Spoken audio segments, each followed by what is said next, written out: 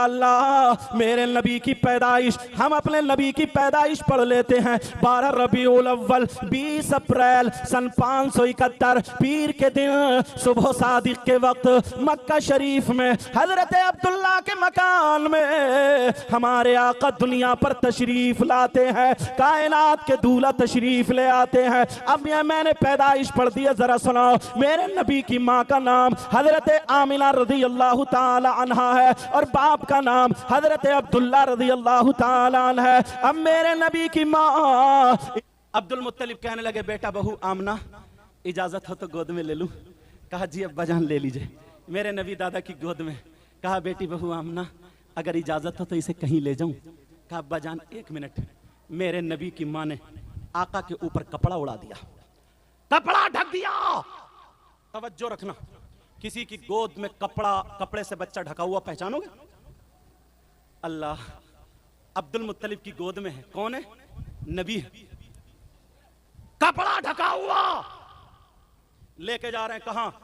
नहर पे नहीं, बागीचे में नहीं, खाना काबा के मुतवल्ली थे, खाना काबा लेके जा रहे हैं। सुभान अल्लाह, सुभान ये अल्लाह। कौन है गोद में? बरेली के इमाम फिर कहते हैं हाजियो आओ शहनशाह का रौजा देखो। काबा तो देख चुके, काबे का काबा देखो। चले अब्दुल मुत्तलिब गोद में लेकर के चले। आसपास के जो थे वो थरथरा करके गिर गए। खाने काबा में जब पहुंचे, कदम रखा, दरो दीवार पुकार उठी, कद जा अन्नबीयुल मुख्तार। ये मेरे नबी का मीलाद खाने काबा पड़ रहा है। बेशक। कैसे पहचाना? और ये भी है दुनिया का मुसलमान अगर झुकता है तो खाना काबा की तरफ, मगर काबा झुका है तो मेरे नबी के घर की तरफ।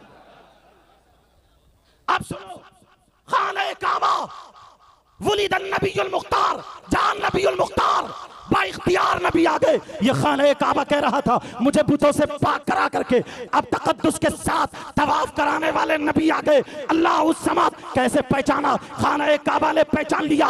आका अलैहिस्सलातु वस्सलाम वहां पर, तो वो औरतें जो थीं वो बताती हैं और मेरे नबी की मां खुद फरमाती।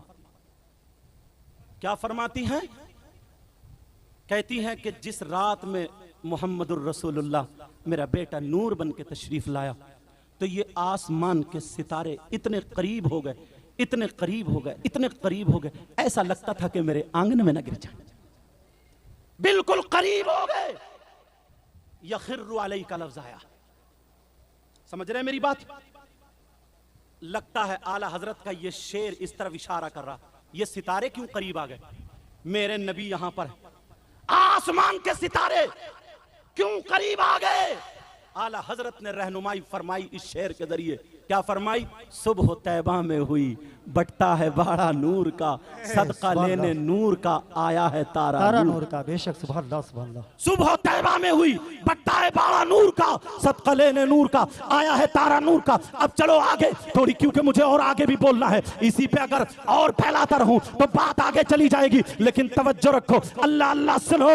अब मामला ऐसा आता है, मक्का शरीफ के बाद एक पहाड़ी, दूसरी पहाड़ी, तीसरी पहाड़ी, 12 पहाड़ियों के बाद एक बस्ती है। और ये बस्ती कौन सी है? यहाँ पे कौन से कबीले के लोग रहते हैं? हजरत 7 कबीले के, यानी 7 कबीले के लोग रहते हैं। हजरत बोल गया 7 कबीले के लोग रहते हैं। बनी 7 बोलो, लेकिन सुनो, इसी कबीले से हजरत हलीमा भी है, उन्हीं को सादिया कहा जाता है। यहाँ पर क्या हुआ? लोग भूखे मरने लगे। पहले का मामला ये था, उनके पास भेड़ बकरियां ऊंट हुआ करते थे, बाकी और ऐसे साजो सामान नहीं। आज के दौर में अगर किसी के पास यहाँ से इंतजाम नहीं है, बंबई जाके कमा लेता है, मद्रास जाके कमा लेता है, हैदराबाद, बेंगलोर, दुबई वगैरह वगैरह जाकर के कमा लेता है। लेकिन ये लोग कहाँ जाए? वहां पर लोग भूखे रहने लगे। 10 औरतें इकट्ठी होती है, इकट्ठी जमा होती है। जमा होने के बाद ये औरतें मशवरा करती है, हमारे आदमियों के पास काम नहीं है, लेकिन बच्चे कैसे पलेंगे? हम तो भूखे मर जाएंगे। ऐसा करो,